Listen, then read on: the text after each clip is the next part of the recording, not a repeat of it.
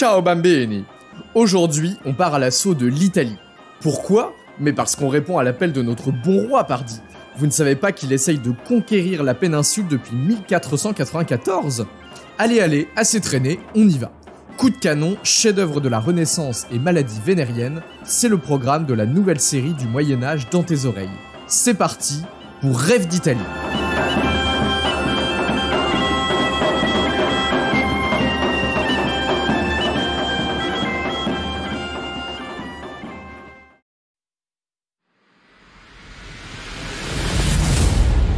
Dans cet épisode,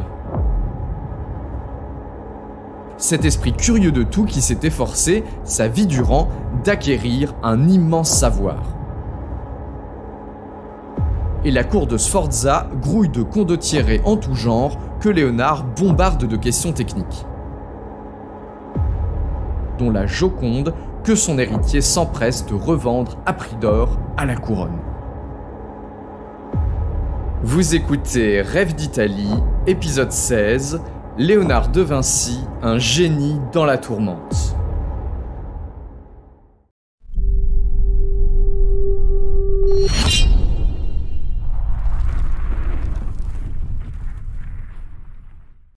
Ah, Léonard de Vinci.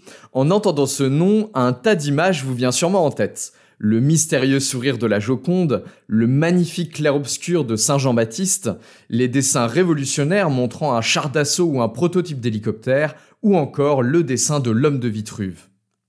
Contrairement à la plupart des autres peintres, excepté peut-être Van Gogh, c'est également le seul dont le portrait est mondialement connu. Au moins 2 portraits à la sanguine montrent le génie dans son âge mûr, bien que le plus connu, celui qui le représente de 3/4, soit sans doute plutôt un portrait de son oncle. Il est également possible que le dessin de l'homme de Vitruve le représente également, bien qu'un peu amélioré dans les proportions du corps, évidemment. Il est vrai que l'aura du grand homme a donné lieu à de nombreuses biographies et témoignages, et que les milliers de pages de notes, de dessins et de croquis en tout genre représentent une source inestimable pour connaître le quotidien de celui qui incarne, peut-être mieux que n'importe qui, cette période si particulière de la Renaissance.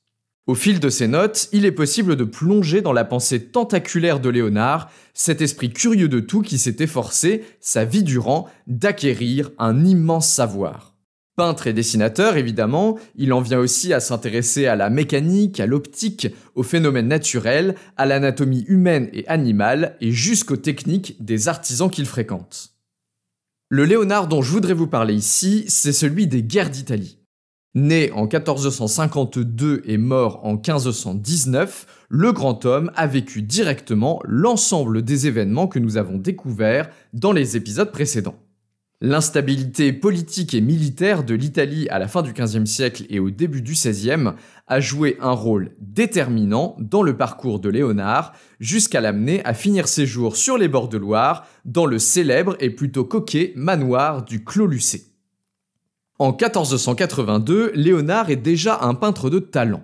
Il a été formé dans l'atelier de l'artiste Verrocchio à Florence, et cette première expérience a déjà forgé son mode de pensée.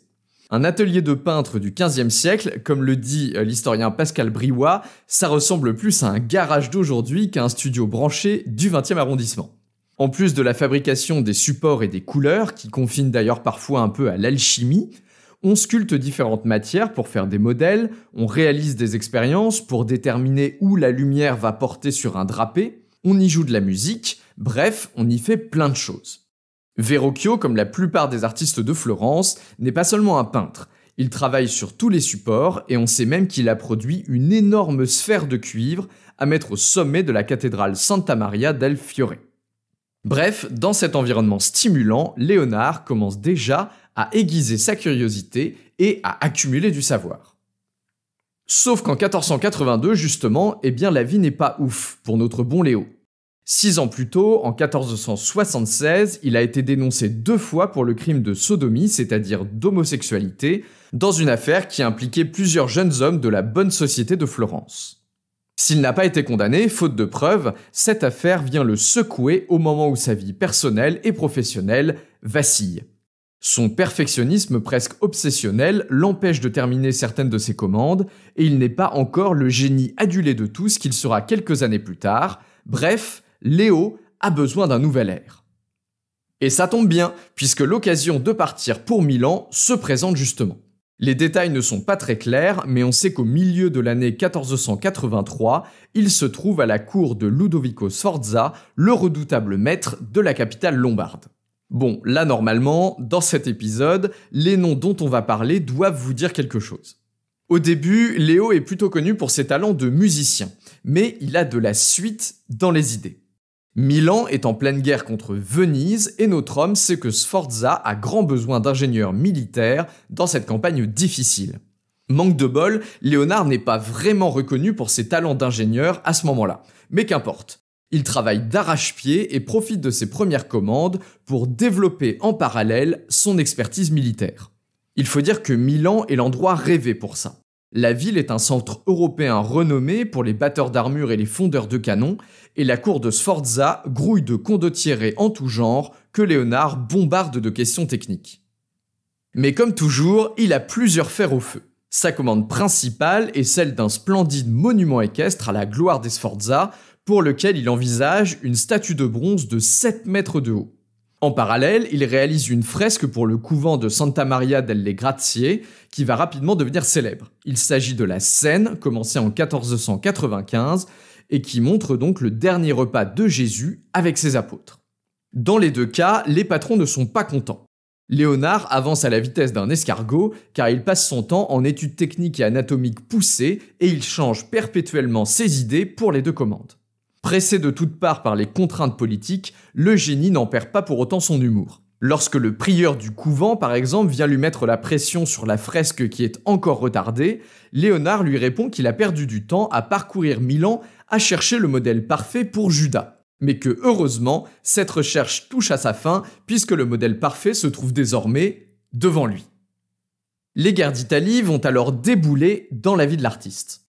En 1494, la formidable armée de Charles VIII passe les Alpes, bien décidée à aller reprendre Naples. Ludovico Sforza joue double jeu et ses alliés le pressent de renforcer ses défenses. Pas de bol pour Léo, c'est sa statue qui y passe. Tout le bronze qu'il avait mis de côté est réquisitionné pour fondre des canons et le monument ne verra jamais le jour. Tout ce qu'il reste du travail de Léo, une gigantesque statue préparatoire en argile, sera cruellement détruite par les soldats de Louis XII 5 ans plus tard, en 1499, qui s'en servent comme cible pour leurs arbalètes. Arrivé peintre et musicien, Léonard est désormais un artiste et un ingénieur reconnu. Avec la capture de son maître Sforza et l'occupation de Milan par l'armée de Louis XII, l'opportunité est trop belle. L'artiste change de camp et passe côté français.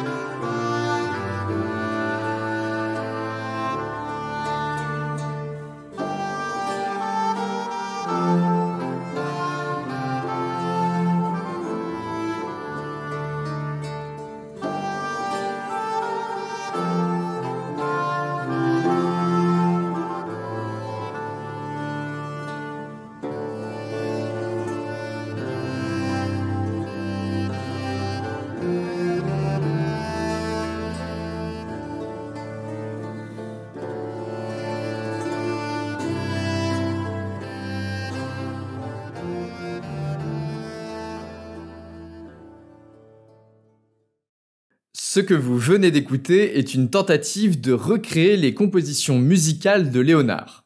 Et oui, en plus d'être un grand joueur de l'ira da braccio, Léo était également un grand compositeur. Mais aucune partition complète ne nous est malheureusement parvenue. Notre Léo passe donc du côté français. Alors là, merci les guerres d'Italie, parce que c'est un sacré coup de chance pour lui. Il se trouve en effet que la cour de France est particulièrement friande des créations du maître florentin.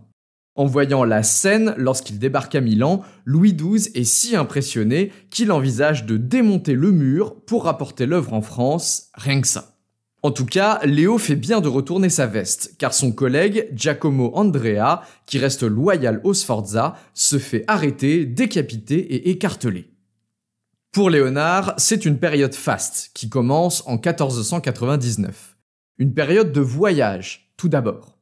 Avec l'instabilité de la péninsule consécutive à l'arrivée des Français, il y a beaucoup de travail pour un ingénieur comme lui, d'autant que son aura est désormais immense. On le retrouve ainsi en 1500 à bosser pour Venise, qui cherche à renforcer ses défenses face au péril ottoman. Il fait un crochet par Florence avant de se mettre au service de Cesare Borgia, l'étoile montante de l'Italie centrale entre 1501 et 1503. Aux côtés du grand chef de guerre, Léonard découvre la réalité des opérations militaires. Il se passionne pour les armes, notamment pour l'artillerie, pour l'art de la fortification et pour la cartographie. Évidemment, ce n'est pas un quotidien de tout repos. Toujours sur les chemins, perpétuellement en danger, il manque même de se faire capturer en octobre 1502 par les ennemis du Borgia à la bataille de Fano, quelque part dans le nord de la région des Marches. Il en a alors assez et décide de revenir à Florence pour quelque temps. En 1508, les sirènes françaises recommencent à l'attirer. Louis XII a bombardé comme gouverneur de la ville de Milan un certain Charles d'Amboise. Ce bon Charles adore Léonard et lui propose de venir à son service. Pendant 3 ans, le génie retrouve ainsi la vie milanaise et coule des jours heureux auprès de son nouveau maître, avec qui il entretient une véritable relation amicale. Il faut dire qu'à 56 ans, Léonard est une sorte de puits de science, curieux de tout, plus que jamais, et formé dans une vaste palette d'art et de techniques. Autant dire qu'il a toujours de la conversation et qu'on ne devait pas s'ennuyer avec lui. La vie est belle dans la Milan française, mais la mort précoce de Charles d'Amboise relance Léo sur les chemins. Il passe quelque temps à Rome auprès de la famille Medici et continue à travailler sur plusieurs œuvres à la fois, dont la Sainte-Anne et la célèbre Joconde qui le suit depuis plusieurs années dans ses tribulations.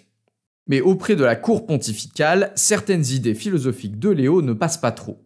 Le pape Léon X n'a pas vraiment de souci avec les dissections que l'artiste réalise dans les hôpitaux par exemple, mais ses réflexions matérialistes sur l'origine de l'âme humaine ne sont pas très bien accueillies. Et puis de toute façon, son protecteur, Julien de Medici, meurt lui aussi précocement en mars 1516. Léonard avait donc l'habitude d'épuiser ses maîtres. Comme par hasard, c'est à ce moment qu'une lettre de France lui parvient. Le nouveau roi François Ier, auréolé de sa victoire de Marignan et grand protecteur des arts et des lettres, le réclame à sa cour. Pour Léonard, c'est une grande décision à prendre. Il sait, à maintenant presque 64 ans, que ce voyage sera sûrement son dernier. Il s'y décide finalement et part pour le Val-de-Loire avec tout son train de bagages. Imaginez un peu toute une vie de carnets de notes, de dessins, de croquis, de tableaux inachevés, de bouquins également puisqu'il avait une très grande bibliothèque, qui font péniblement le long voyage séparant Rome d'Amboise. Arrivé en France, le roi l'installe confortablement au manoir du Clos Lucé, tout proche du château royal d'Amboise, et lui offre une rente confortable. Désormais, le vieux génie peut faire à peu près tout ce qu'il veut de son temps. Occupé par le gigantesque projet de cité nouvelle que porte Louise de Savoie pour sa ville de Romorantin, il trouve tout de même le temps de parfaire ses connaissances en anatomie et de poursuivre ses tableaux inachevés. Ses biographes disent également qu'il passe beaucoup de temps avec le roi. Benvenuto Cellini, un autre artiste italien attiré à la cour, par ailleurs un peu jaloux du vieux Léonard, dit même que François Ier ne pouvait se passer de sa compagnie. C'est dans ce cadre royal que Léonard s'éteint le 2 mai 1519, laissant derrière lui quelques chefs-d'œuvre dont la Joconde, que son héritier s'empresse de revendre à prix d'or à la couronne. En 67 ans, le grand homme aura vécu une grande partie des guerres d'Italie et rencontré personnellement un grand nombre de ses protagonistes. Si Léonard de Vinci est souvent vu comme une allégorie de la Renaissance, il incarne à mon sens tout autant cette période de troubles politico-militaires dans la péninsule italienne, les guerres d'Italie. Ballotté par les conflits, fondant sa carrière sur le désir de gloire et de puissance des grands princes et même des rois, son arrivée en France coïncide avec la réussite éclatante du jeune François Ier, tandis que son décès en 1519 annonce la fin de la présence française en Italie. À la fois artiste et ingénieur, peintre de chefs-d'œuvre époustouflants et admirateur des armes les plus terribles de son temps, nul ne représente mieux que lui le bouillonnement intense de cette période charnière dans l'histoire européenne.